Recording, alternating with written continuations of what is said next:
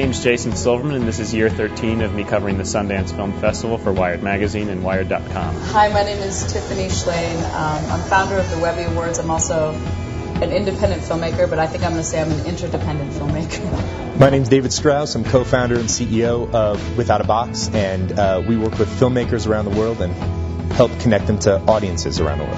I think people need to recalibrate their energy. It used to be, I'm going to put all my money and all my energy just to hopefully get into Sundance, and if I get into Sundance, hopefully I'll get a distributor. And I think people need to recalibrate it to, okay, making the film is step one, and I need to put just as much creativity and energy and resources into getting the film out creatively into the world. And I think that's a really big change for people. And I also feel like this is the year that, I mean, I've gone to all the panels before on new forms of distribution with technology, but this is the first year where people have real case studies and there's real examples. What we talk about is turning filmmakers into entrepreneurs and giving them the tools to be able to do that.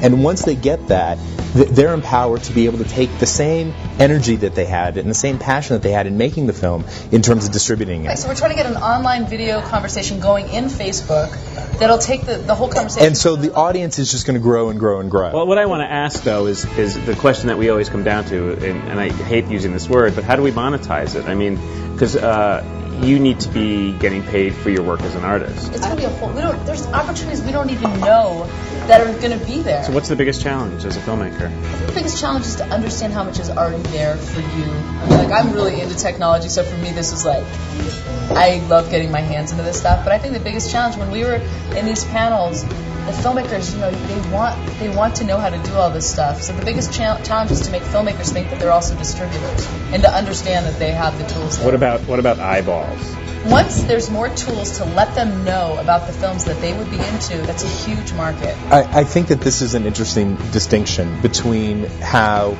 the web and the people who monetize the web look at consumers and about how filmmakers and artists should look at their fan base. Well, what I like about this is sending it back to the beginning of the loop, is that as you prepare your next feature, as someone's preparing a documentary, you think about audience in a different way. You think about audiences rather than the kind of blockbuster Hollywood audience.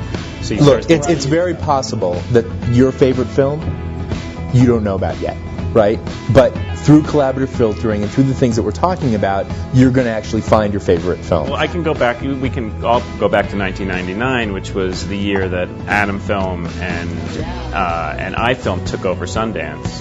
And you'll remember they had huge presence here, and everyone was talking about how all of a sudden there was going to be a short film market, and short filmmakers were being signed to contracts, and they were being given money for their short films, and this was going to be the new thing. So in a way, this whole movement started there. Right, but it finally is happening now. 9 years later, yeah. Right. A festival like Sundance can take what they're doing with their iTunes relationship and Netflix relationship and even take it to the next level. Imagine so many films that are at Sundance don't get distribution, right? So imagine if Sundance became the self-distributor for the Sundance film. Or even just an umbrella. I mean, what we're talking about with this next step, when I say eyeballs, I'm talking about the billion channel universe, where there's so much content out there that it's hard, people almost throw their hands up in frustration. Everyone uses the phrase like a badge of honor that you're an independent filmmaker, but I think people need to start saying that you're an interdependent filmmaker. Absolutely.